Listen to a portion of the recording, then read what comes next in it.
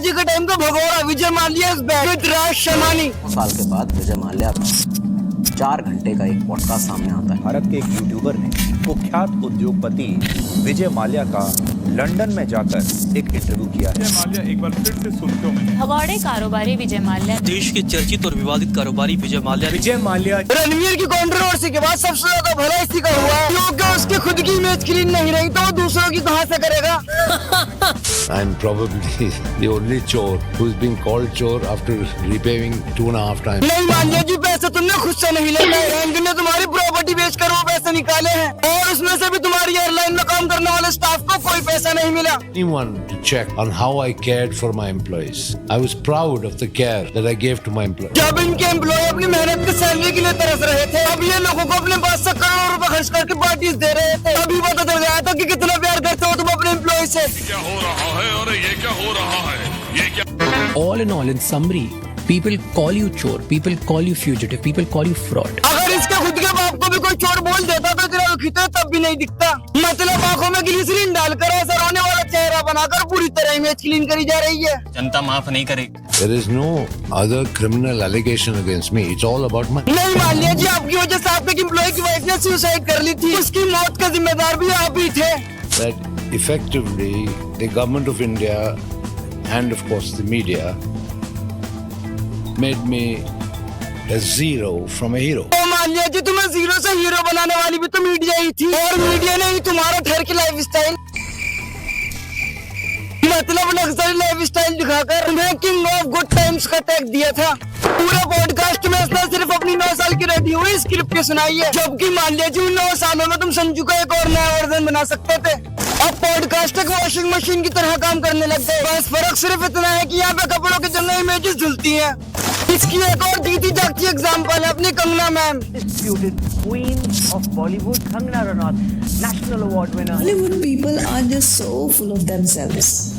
You know, they're just so full of themselves. They're stupid, they're dumb. Actress तो politician नहीं होना चाहिए obviously. Duty ली है उस चीज की तो उसको अच्छे से निभाओ। और सरप्राइजिंगली ये भी अपनी इज्जत धुलवाने मतलब इमेज क्लीन कराने राज भाई के पास ही आई। Do you have friends in Bollywood? Look, I'm not Bollywood kind of a person, okay? I can't be friends with Bollywood people for sure. तो मैम सलमान खान भी तो बॉलीवुड से ही है, और आप ही ने एक इंटरव्यू में कहा था कि Salman is a good friend of mine. ये तो धोती खोल रहा है। या तो आप उस टाइम पर गलत थी या आप गलत हैं। वैसे मुझे तो लगता है कि आप अब गलत हो, क्योंकि आपने कहा कि आप बॉलीवुड में किसी के साथ दोस्ती नहीं रख सकती, लेकिन अभी भी बॉलीवुड में कई लोगों के साथ आपके अच्छे रिश्ते हैं। मुझे सब है पता।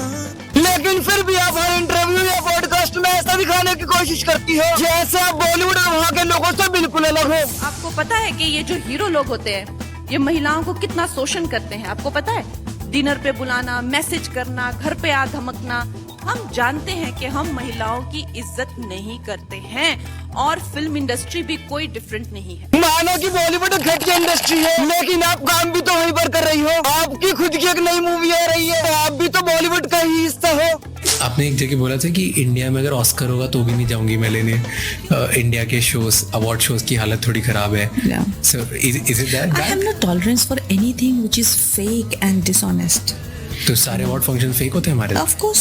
चलो माना कि बॉलीवुड अवार्ड फेक और पेड होते हैं, लेकिन इस लॉजिक के हिसाब से आपको भी जो 12 अवार्ड मिले हैं बॉलीवुड से, वो भी तो फेक हो सकते हैं। ये ज्यादातर पॉडकास्टर इंटरव्यू में बॉलीवुड और वहाँ के लोगों को क्रिटिसाइज करती है। क्रिटिसिज्म तो सही है, लेकिन क्रिटिसाइज करने वाला इंसान नहीं, क्योंकि एक तरफ तो ये खुद को बॉलीवुड से अलग और बॉलीवुड को घटिया इंडस्ट्री बताती है, जो कि वो है भी, लेकिन काम आप फिर भी वहीं पर करती हो। कंगना मैम, ये तो वही बात हो गई, जहाँ पर खा रही हो वहीं पर थूक रही हो। अगर ये सभी लोग बॉलीवुड इंडस्ट्री को क्रिटिसाइज करें तो समझ में भी आता है, क्योंकि इन सभी ने एक्चुअली में बॉलीवुड को उसकी डार्क साइड की वजह से छोड़ा है। लेकिन ये कंगना जैसे लोग पब्लिसिटी और लोगों से सिंपैथी लेने के ऐसे स्टेटमेंट देते हैं। यही स्ट्रेटेजी आजकल हर कोई अपनाता है, चाहे किसी का पास्ट कितना ही खराब क्यों ना रहा हो, चाहे किसी ने कितना भी बड़ा फ्रॉड क्यों ना किया हो, या किसी को लोगों में बैठने की तमीज तक ना हो, लेकिन फिर भी उन्हें सेलिब्रिटी की तरह इंटरव्यू देने के लिए बुलाया जाएगा, क्योंकि इंटरव्यू लेने वालों को पैसे और देने वालों को सिंपैथी, दोनों को ही कुछ ना कुछ मिलता है। तो बस आज के लिए इतना ही ज्ञान काफी है। वीडियो पसंद आई तो लाइक कर देना, चैनल पर नए हो तो सब्सक्राइब कर देना। Bye bye.